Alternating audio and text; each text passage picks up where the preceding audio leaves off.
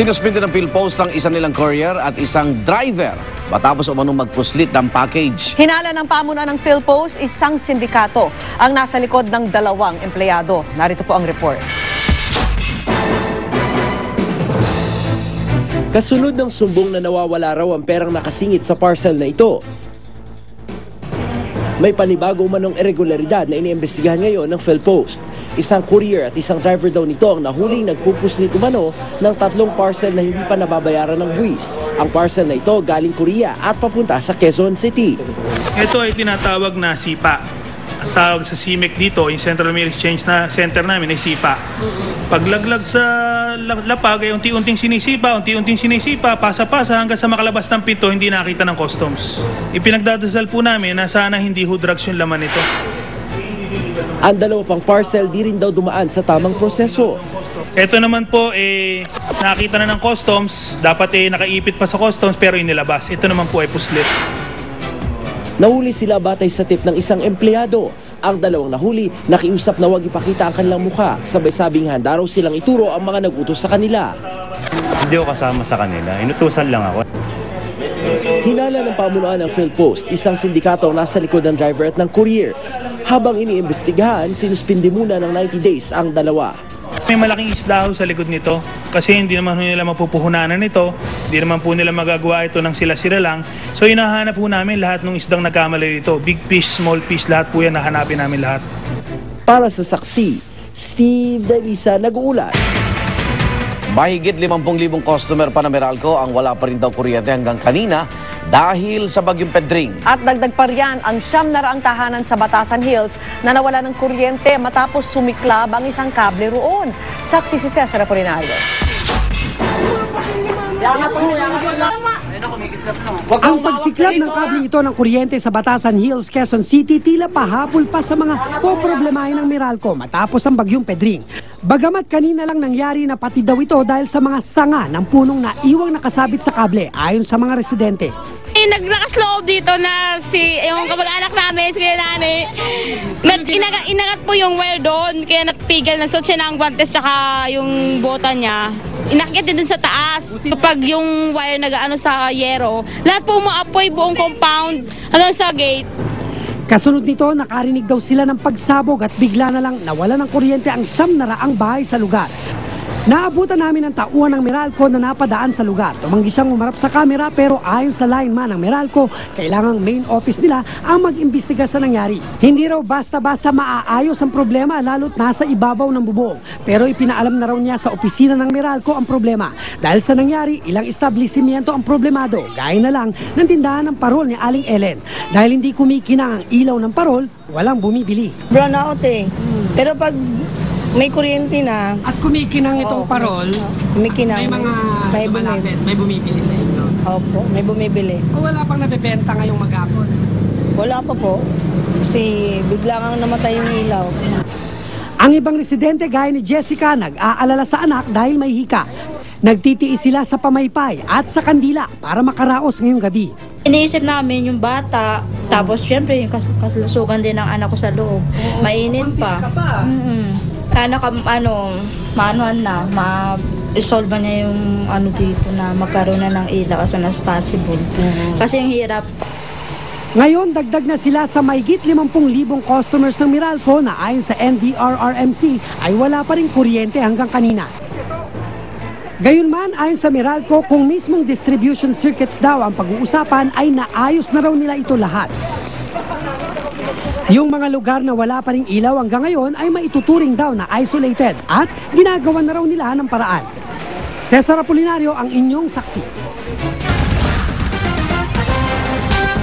At sa Showbiz Saksi, binatikos ng Philippine Medical Association ang cover ng Yes Magazine kung saan ipinapakitang may hawak na sigarilyo si Nora Aunor. Katwiran naman ng Yes Magazine, pinapakita lang daw sa litrato ang tunay na katauhan ng superstar. Saksi si Jam, si Sante. Ito ang solo cover ni Nora Aunor para sa October issue ng Yes Magazine. Pero tila dikit na nga sa superstar ang kontrobersya.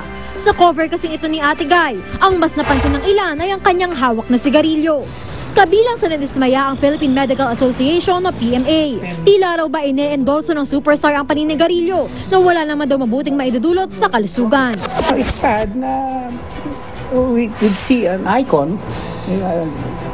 That's how I look at Nora Honor. I mean, for her to be seen holding a cigarette at the cover of a magazine, pag nakita na lang ginagawa ng mga ibang ng mga personalities yan, mga artista or mga government officials or whoever are popular or is popular, ginagaya.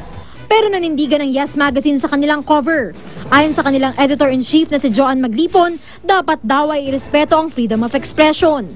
Naniniwala din daw siyang ipinakita lang sa larawan ang katauhan ng superstar. Katunayan, tinalakay raw ng superstar sa kanyang interview sa naturang issue ang mga hinaharap niyang issue sa buhay. Totoo rin naman daw na naninigarilyo si Ate Guy. Ayon sa kanyang matalik na kaibigan at manager na si Herman Moreno, hindi raw muna magsasalita sa issue si Ate Guy. Pero dinepensahan din niya ito at ang magazine cover.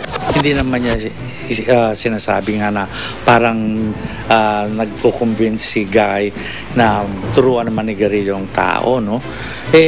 Pictorial lang naman yun sa magazine eh. Ako si Jam Sante, ang inyong saksi. Muli namang dinagsa ng fans ang ika-4 na Philippine concert ng Irish boy band na Westlife. At kung may pagkakataon lang gusto raw makajamming ng grupo, sila pabasang kamao Manny Pacquiao at international singing sensation Cherise. Saksi si Aubrey Carampel.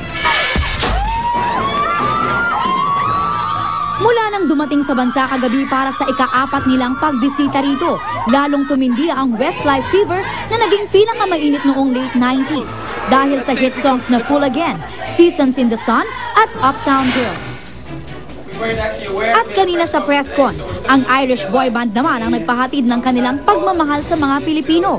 Ipinarating din nilang muli ang pagkabilib sa ating pambansang kamao na si Manny Pacquiao, na hindi na nila itinangging gusto sana nilang makajamming. Pero naintindihan naman daw nilang malabo ito sa ngayon. I'm a big fan of Manny Pacquiao, and yeah, we should give Manny a round of applause. But unfortunately, it's not going to happen. I spoke to his secretary this morning, and he can't get out of his training camp at the moment. Freddie Roach won't let him. He's a great fighter, I think, as everyone knows, and the big fight that we want to see is him against Floyd Mayweather. So, and hopefully we can be ringside for that one. That would be cool. Bukod kay Pacquiao, isa pang world-class Filipino talent ang nais din nilang makasamang mag-perform. Ang Pinay singing sensation na si Cherise Pempenko. We're a big fan of her. I was talking to her a little bit on Twitter because she said that she's also a Westlife fan. She's got a phenomenal voice, like world class. I'm sure Philippines are very proud of her. But